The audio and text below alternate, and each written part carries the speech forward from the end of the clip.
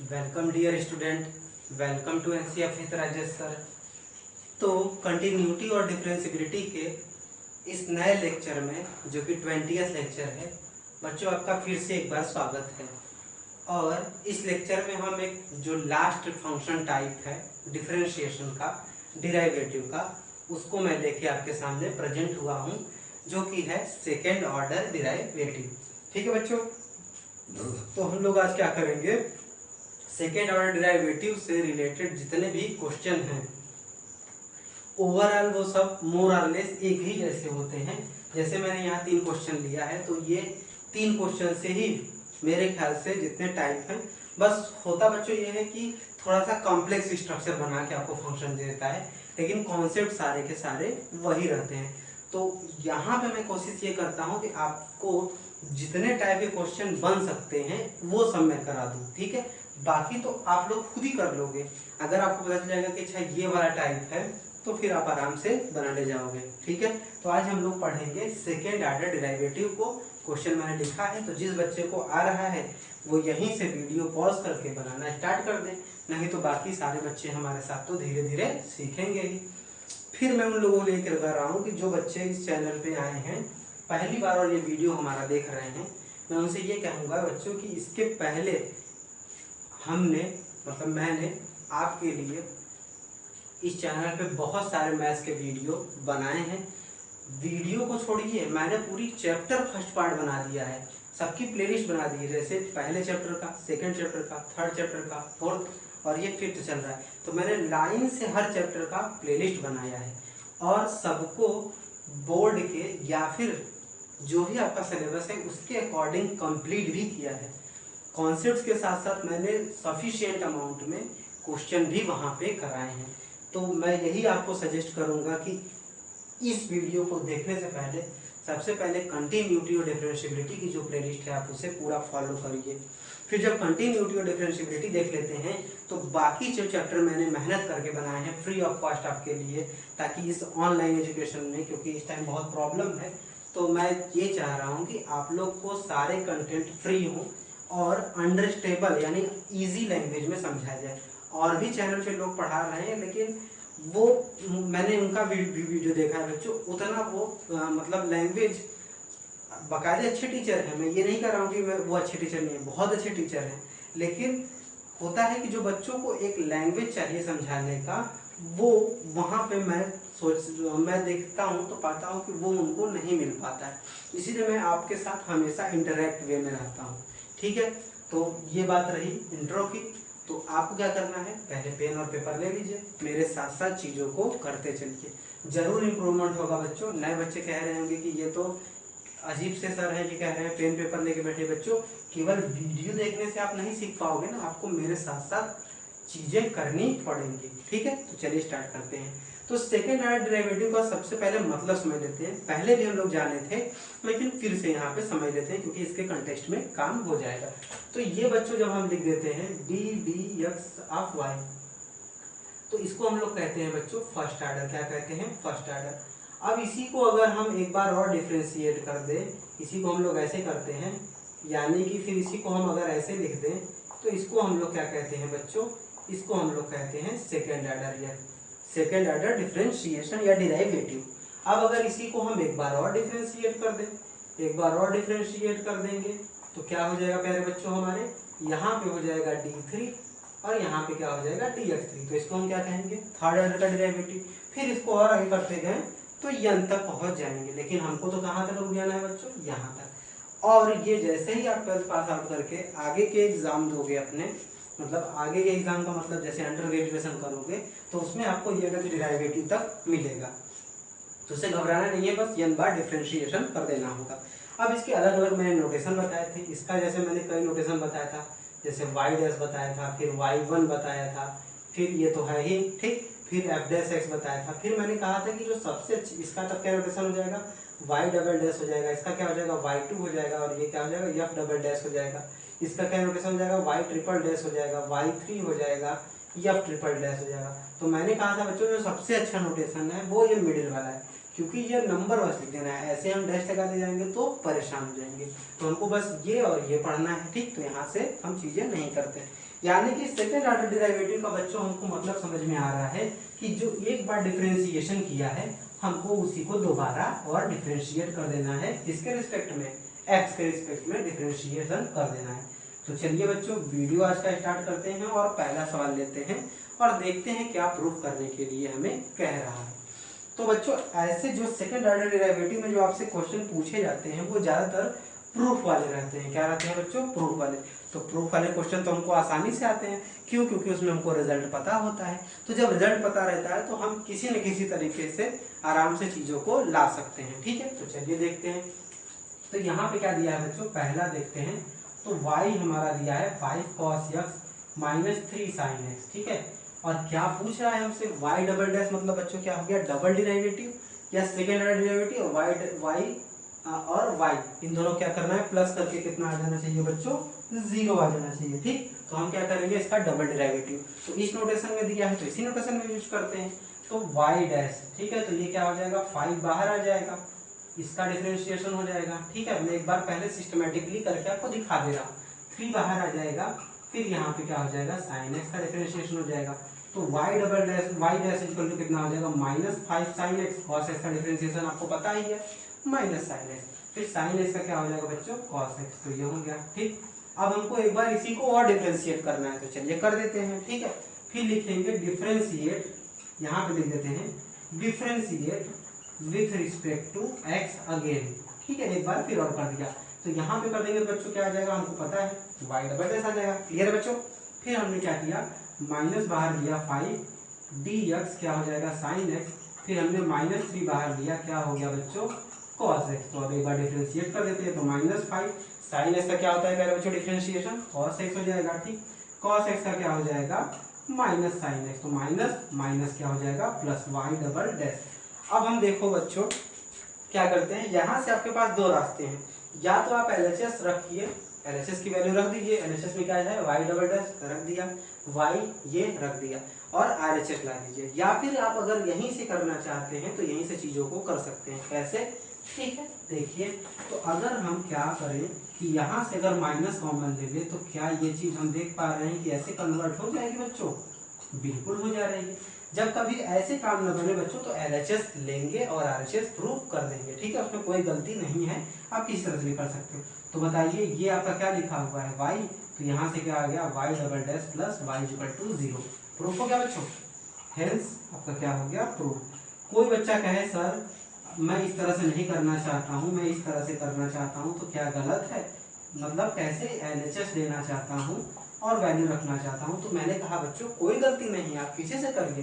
तो y double dash कितना है बच्चों, -5 cos x plus 3 sin x, और y कितना है बच्चों, तो y कितना हो गया, 5 cos x minus 3 sin x। तो देखिए सब कुछ कट के कितना हो गया, 0, कितना आ गया आपका RHS, क्लियर है बच्चों। यानी कि आप किसी भी तरीके से लगाएं, दोनों तरीके सही हैं। बस आपको क्या करना है कि जो जो डिराइवेटिव मांग रहा है वो डिराइवेटिव बना लीजिए, आपका काम हो जाएगा।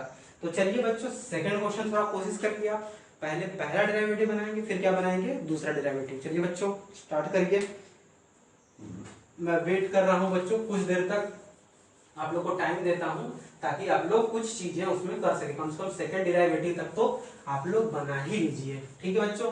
चलिए बनाना स्टार्ट करिए।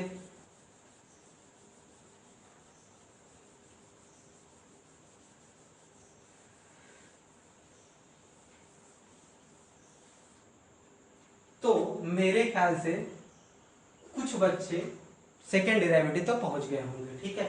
मैं क्वेश्चन लिख ले रहा हूं तब तक बच्चे और डिराइवेटिव, मतलब जो और बच्चे हैं वो कुछ और डिराइवेटिव बना लेंगे, ठीक है।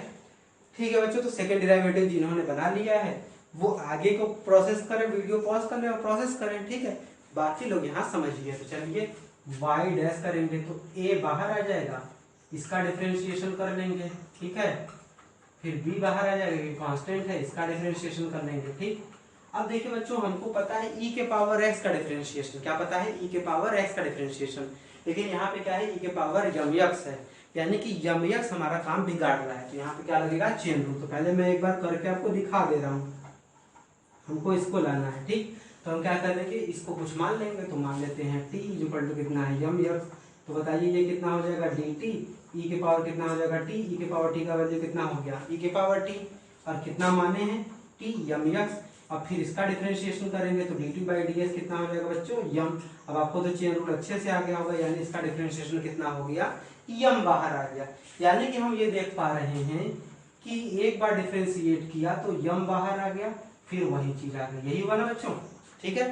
तो यहाँ पे इसी के एनालॉगस करिए तो एक बार यन बाहर आ जाएगा, e के पावर यन यक्स हो जाएगा, ठीक, ये हो गया। अब क्या करते हैं, डिफरेंशिएट करते हैं फिर से इसको एक बार, डिफरेंशिएट विथ रिस्पेक्ट टू, बच्चों में बार बार बोलता हूँ, शॉर्ट में लिखता हूँ, आप पूरा लिखेंगे, with respect to x again. एक बार फिर से करते हैं तो ये क्या आ जाएगा स्टूडेंट, वाई डबल डैश आ जाएगा। अब बताइए ए बाहर ले लिया, यम बाहर ले लिया, फिर इसका डिफरेंशिएशन करेंगे, ठीक है, चलिए लिख देते हैं, बी बाहर आ गया, यन बाहर आ गया क्योंकि कांस्टेंट है, बाहर ले लेते हैं, डी डी एक्स क्या हो जाएगा बच्चों ई के पावर एन एक्स। तो क्या अभी हमने इसका डिफरेंशिएशन नहीं किया, इसका डिफरेंशिएशन फिर क्या आया, यही आया, तो चलिए रख देते हैं। अब इसकी जरूरत नहीं है तो इसको मिटा देते हैं, ठीक है बच्चों, चलिए मिटा दिया हमने। तो अब क्या हो जाएगा ए यम, और इसका कितना हो जाएगा यम ई के पावर यम यक्स, फिर ये क्या हो जाएगा बी एन, फिर क्या हो जाएगा यन ई के पावर एन एक्स, ठीक है स्टूडेंट। ये क्या हो गया आपका वाई डबल डैश हो गया। अब क्या करते हैं, थोड़ा सा इंटू कर देते हैं, तो क्या हो जाएगा ए एम स्क्वायर ई के power m x plus b n square e के पावर एन एक्स। जो पहला डेरिवेटिव था बच्चों उसको हम सेकंड मान लेते हैं, इसको फर्स्ट मान लेते हैं, ओरिजिनल वाले को इसको थर्ड मान लेते हैं। ऐसा क्यों कर रहे हैं अभी बताएंगे। अब जैसे देखिए पिछले वाले में जैसे दिख रहा था कि इधर कुछ बन जा रहा था, लेकिन इस वाले में तो नहीं दिख रहा है बन रहा है, तो हम क्या करेंगे वही पुराना वाला मेथड ऐसे एलएचएस उठाएंगे, सारी वैल्यू पुट करेंगे और देखते हैं कि आ पाता है कि नहीं। तो एलएचएस चलिए उठाइए, तो एलएचएस कितना है बच्चों y double dash plus sorry minus m plus n y dash plus क्या हो जाएगा यम यन वाई। तो क्या सभी की वैल्यू हमारे पास है, ठीक है। तो चलिए बच्चों वीडियो को पॉज करिए तुरंत और वैल्यू रखिए, चलिए, क्योंकि अभी मैं करूंगा तो नीचे लाइन हो जाएगी तो गड़बड़ हो जाएगा, इसलिए आप पहले रख लीजिए तब मैं करता हूँ, ठीक है बच्चों। चलिए रखिए, वीडियो पॉज कर लीजिए और वीडियो को पॉज करने के बाद सारी वैल्यू बच्चों हमारे रखिए। तो जब आप वैल्यू रख रहे होंगे तो यहाँ पे देखिए कि क्या इससे मैच करता हुआ आप पा रहे हो।